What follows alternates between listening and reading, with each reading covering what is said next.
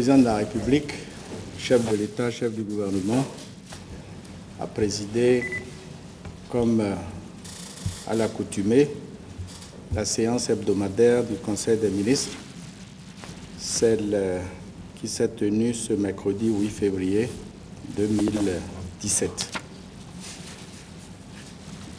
9 dossiers majeurs ont été examinés. Le premier, projet de décret portant transmission à l'Assemblée nationale du projet de loi portant code de la nationalité béninoise. Le code de la nationalité béninoise date de 1965. Et avec l'adoption de la Constitution du 11 décembre 1990, certaines dispositions de ce code se sont révélées contraires au principe d'égalité des citoyens devant la loi. Une réforme du code a donc été engagée dès 2005. Conformément à l'article 105 de la Constitution, comme vous le savez, l'avis de la Cour suprême est requis. Cet avis a été obtenu en février 2011. Mais entre-temps, diverses requêtes de citoyens béninois ont amené la Cour constitutionnelle à rendre une décision en septembre 2014. Et par cette décision, la haute juridiction a jugé que certains articles de ce code sont contraires à la Constitution parce que ces articles violent le principe d'égalité. C'est donc dire que cette décision de la haute juridiction conforte l'option de réforme prise par le gouvernement. Par ailleurs, la Commission nationale de législation et de codification a, au cours d'un certain nombre de sessions, 3 au total, réexaminé le projet de code. Pour ce faire, cette commission a tenu compte des observations qui ont été formulées par la Cour suprême, de la décision de la Cour constitutionnelle, mais aussi de la Convention des Nations unies sur la réduction des cas d'apatridie. C'est en raison de tout cela que le Conseil de ce jour a adopté le projet de décret portant transmission à l'Assemblée nationale du projet de loi portant code de la nationalité béninoise. Sujet 2. Projet de décret portant conditions de mise en place et d'utilisation du système de vidéosurveillance en République du Bénin. Les actes de grand banditisme dans nos villes ont généralement eu pour cible des administrations, des entreprises et établissements tenant des caisses de recettes. Il n'est pas possible pour les agents de sécurité publique d'être partout à la fois. Le recours aux moyens modernes de sécurisation est donc indiqué. Ainsi, les systèmes de vidéosurveillance s'imposent comme une solution fiable, capable de contribuer plus efficacement à une meilleure offre de sécurité par une bonne prévention et une bonne gestion, une gestion efficiente des cas de grand banditisme. Nous en avons fait récemment l'expérience. Il est donc souhaitable de généraliser la pratique aux opérateurs économiques. De même, l'installation et l'utilisation des caméras de surveillance apparaissent nécessaires pour certains lieux et places publiques et aussi certains édifices ou domaine privé susceptible de faire l'objet de cambriolage ou d'actes de vandalisme. C'est pourquoi le Conseil a adopté le projet de décret portant conditions de mise en place et d'utilisation des systèmes de vidéosurveillance en République du Bénin. Le Conseil a instruit les ministres concernés afin de prendre les dispositions nécessaires en vue d'amener les régies financières des administrations et des entreprises publiques ou privées, d'une part, et les établissements publics, les organismes publics ou privés, d'autre part, à avoir recours aux caméras de surveillance dans les conditions réglementaires qui ont été définies et qui seront aussi précisées par un arrêté du ministre de l'Intérieur et de la Sécurité publique. Dossier 3. Autorisation de ratification de l'accord signé avec la BOAD dans le cadre du financement partiel du projet d'appui à la croissance économique rurale, projet que nous appelons PACER. Le conseil d'administration de la BOAD a approuvé en juin 2016 l'octroi à notre pays d'un prêt de 6,5 milliards de francs CFA en vue de la réalisation du projet d'appui à la croissance économique rurale PACER. L'objectif de ce projet est de contribuer à la création de conditions nécessaires à une croissance économique plus rapide et à la réduction de la pauvreté en milieu rural.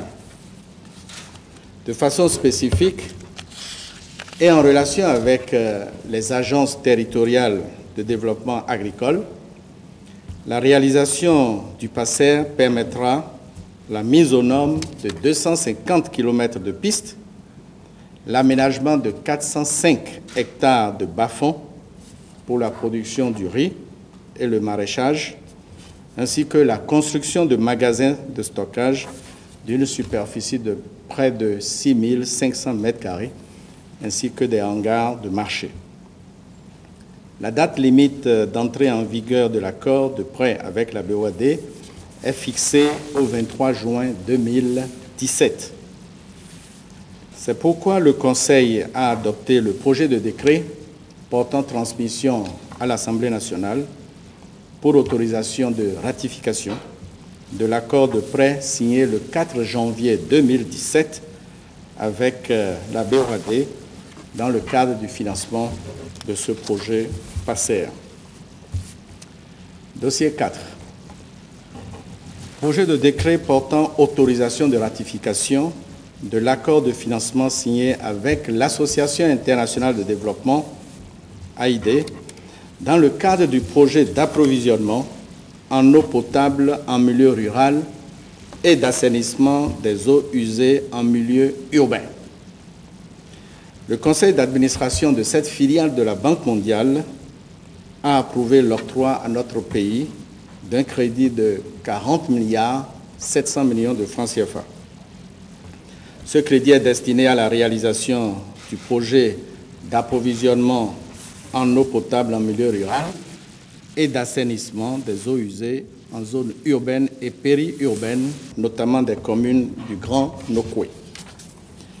L'accord de financement a été signé à Cotonou le 20 janvier 2017.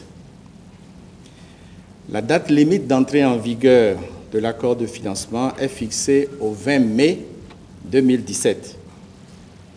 Le Conseil a donc adopté le projet de décret portant transmission à l'Assemblée nationale pour autorisation de ratification de cet accord de financement signé avec l'Association internationale de développement, filiale de la Banque mondiale. Dossier 5. Projet de décret portant comptabilité des matières en République du Bénin. Le Conseil a procédé à une revue du décret numéro 2009-194 du 13 mai 2009 portant comptabilité des matières en République du Bénin.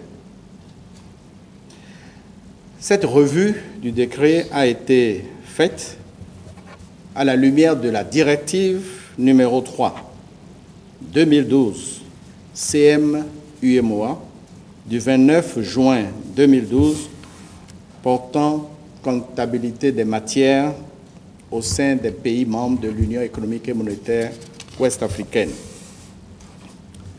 Le décret de 2009 comporte, au regard de ce texte, des limites qu'il convient de corriger. Le projet de décret, le nouveau qui a été adopté aujourd'hui, comporte beaucoup d'innovations, notamment la création d'un corps des comptables matières. Il y a mis l'accent sur la reddition des comptes à travers la production des comptes de gestion par les comptables principaux des matières. Et il y est indiqué aussi la nécessité de centraliser les données liées à la gestion des matières de l'État. L'application de ce nouveau décret contribuera à un meilleur assainissement de la gestion du patrimoine de l'État et par conséquent, son application va induire une réduction sensible des charges liées à la gestion des biens publics grâce aux dispositifs de contrôle plus appropriés et plus rapprochés. Sixième dossier. Il s'agit de l'appui conseil de AP-HP International, filiale de l'assistance publique Hôpitaux de Paris, pour la mise en œuvre des réformes dans le secteur de la santé. Comme vous le savez, notre système de santé est confronté à de nombreuses difficultés qui génèrent des dysfonctionnements à tous les niveaux de la pyramide sanitaire. Ces dysfonctionnements sont relatifs à la mauvaise organisation administrative et financière, à l'insuffisance des ressources humaines, que ce soit en quantité ou en qualité, et à l'inadaptation et l'inadéquation du plateau technique au regard des besoins des formations sanitaires. Pour corriger ces insuffisances, les réformes envisagées dans le programme d'action du gouvernement requièrent une expertise avérée. À cet effet, le ministère de la Santé a identifié l'assistance publique Hôpitaux de Paris pour l'appui conseil. AP-HP International est une filiale qui est spécialisée dans la conduite de projets internationaux et la délivrance de prestations d'expertise conseil. En adoptant la communication présentée par le ministre de la Santé, suggérant le recours à ce partenaire, le Conseil a décidé de la mise en place d'un comité pluridisciplinaire pour la finalisation et le suivi des négociations devant déboucher sur la signature d'un accord cadre.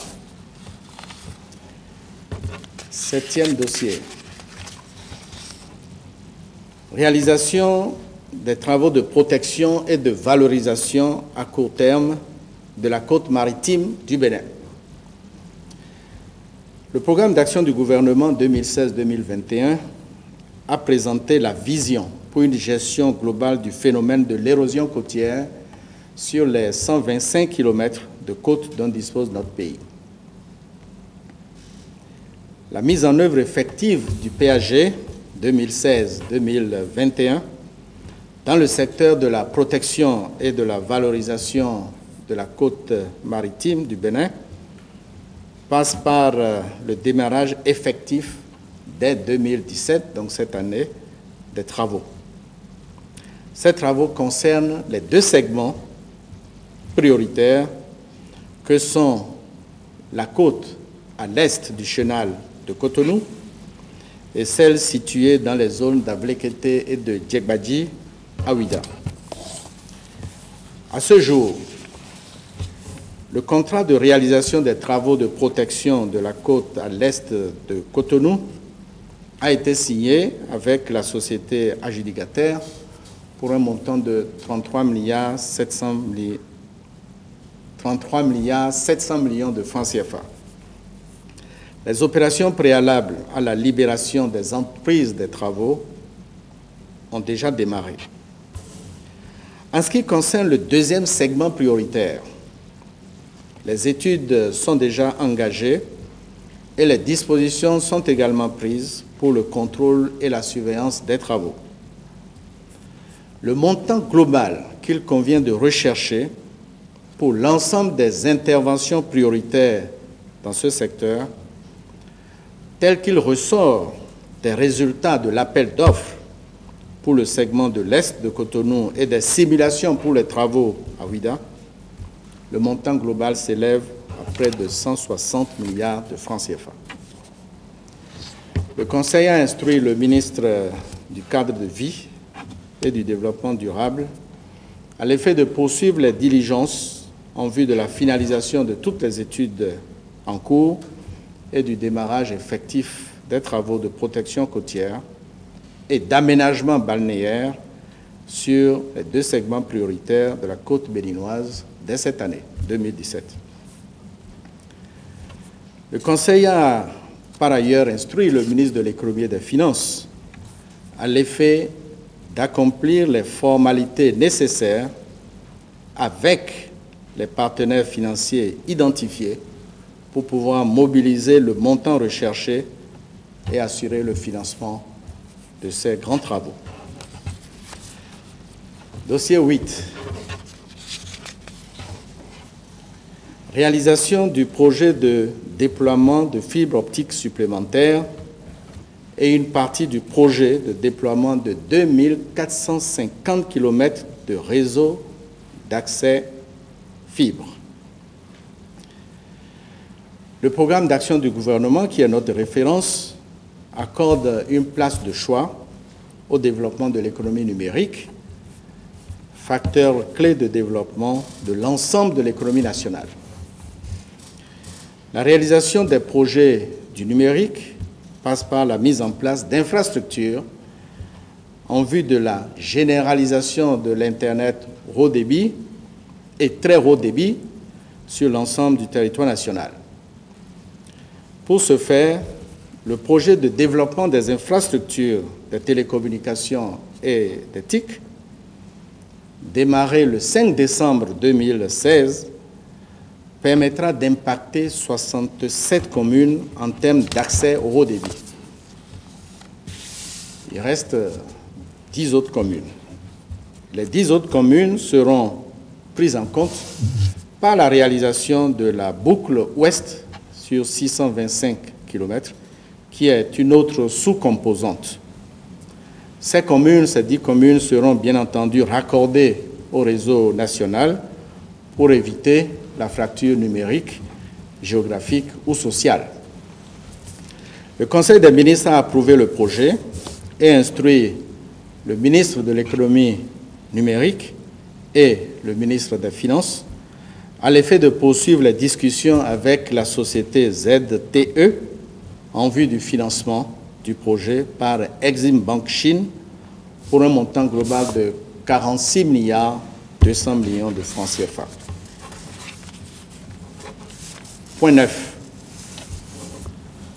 Compte rendu du contrat de fourniture de 60 MW à la SBE et ouverture de négociations pour l'installation d'une centrale duale de 150 MW avec une société du Nigeria, Paras Energy, et ceci en BOT. Notre pays a obtenu du Haut Conseil interétatique de la communauté électrique du Bénin l'autorisation de solliciter d'autres fournisseurs d'énergie électrique. Nous en avions parlé déjà.